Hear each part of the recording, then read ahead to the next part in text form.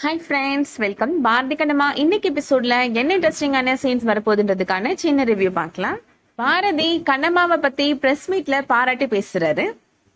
தனி ஒரு மனிதனா நான் தான் சாதிச்சேன்னு எல்லாருமே சொல்றாங்க. உண்மையை சொல்லணும்னா தனி ஒரு மனுஷியா சாதிச்சது எங்க ஏவோ ஆபீசர் கண்ணம்மா தான் அப்படின்னு சொல்றாரு. இந்த ஆபரேஷன்ல பல முறை நான் டென்ஷன் ஆகி அவங்கள காயப்படுத்திருக்கிறேன். ஆனா அதை எதையுமே அவங்க பொருட்படுத்தாம இந்த மிஷன் சக்சஸ்ஃபுல்லா நடத்தி முடிக்கிறதுக்கு அவங்க ரொம்ப ஹெல்ப் பண்ணிருக்காங்க. அவங்களுக்கு என்னோட நன்றிகள் அப்படின்னு சொல்லி ரொம்ப பாராட்டி பேசுறாரு கண்ணம்மாவை. அட்மின் ஆபீசர் கண்ணம்மா இல்லைன்னா இந்த ஆபரேஷன் கண்டிப்பா தோல்வி அடைஞ்சிருக்கும் அப்படின்னு சொல்றாரு.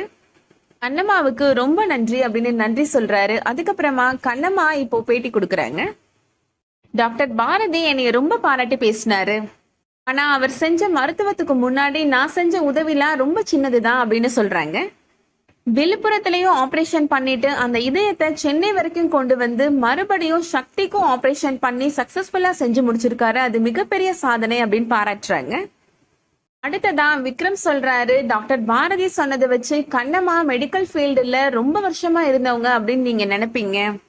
ஆனா அவங்க இந்த மெடிக்கல் ஃபீல்டுக்கு ரொம்ப புதுசு அப்படின்னு சொல்றாரு. இவங்களுக்கு என்ன தெரியும் அப்படின்னு கேள்வி கேட்ட எல்லாரும் முன்னாடியும் நிரூபிச்சு காமிச்சிருக்கிறாங்க அப்படின்னு சொல்லிட்டு கண்ணம்மாவை ரொம்ப பாராட்டி பேசுறாரு.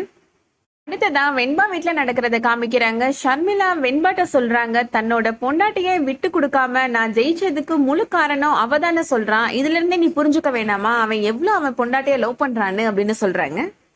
பாரதிக்கு கண்ணம்மா மேல இருக்கிறது வெறும் பொய் கோபம் தான் அப்படின்னு சொல்றாங்க.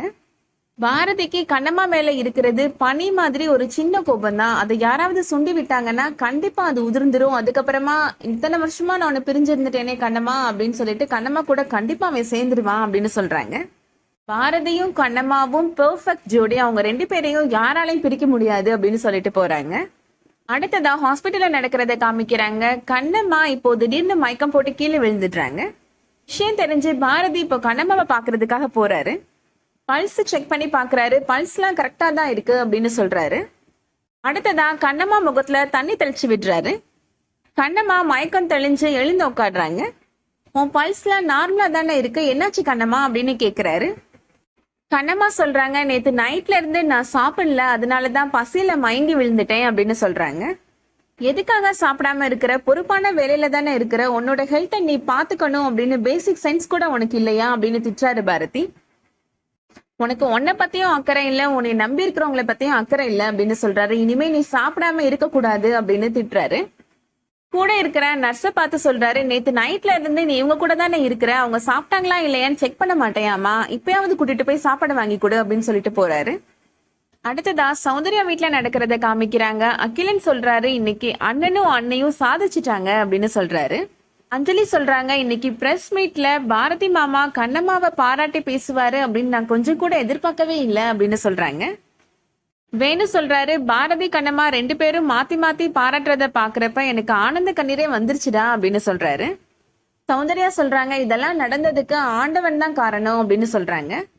சௌந்தர்யா சொல்றாங்க, அந்த ஆபரேஷன் நடந்த டைம்ல மழை பெஞ்சிட்டு இருந்துச்சு, எப்படி ஹார்ட்டை கொண்டு வர போறாங்க அப்படின்னு நான் ரொம்ப பயந்துட்டே இருந்தேன் அப்படின்னு சொல்றாங்க. சாப்பர் கேன்சல் ஆன உடனே ரோட் வழியா போறதுக்கு பக்காவா பிளான் பண்ணிருந்தாங்க. அப்பவே நான் நினைச்சேன் இது கண்ணம்மாவோட ஏற்பாடா தான் இருக்கும் அப்படின்னு சொல்றாங்க. ஆம்புலன்ஸ் ஆக்சிடென்ட் ஆனதுக்கு அப்புறம் கண்ணம்மா கொண்டு வந்த ஆல்டர்னேட் ஆம்புலன்ஸை பத்தி ரொம்ப பாராட்டி பேசுறாங்க சௌந்தர்யா. கண்ணம்மா பாரதி ரெண்டு பேரும் சேர்ந்து மிகப்பெரிய சாதனை பண்ணிருக்கிறாங்க, நம்ம அதை நினைச்சு சந்தோஷப்படுவோம் அப்படின்னு சௌந்தர்யா சொல்றாங்க. அதோட இந்த எபிசோட் முடியுது. இன்னைக்கு எபிசோட் உங்களுக்கு பிடிச்சிருந்துச்சுன்னா லைக் பண்ணிக்கோங்க. அடுத்தடுத்த சீரியல் அப்டேட்ஸ்க்கு நம்ம சேனலை சப்ஸ்கிரைப் பண்ணிக்கோங்க. தேங்க்ஸ் ஃபார் வாட்சிங்.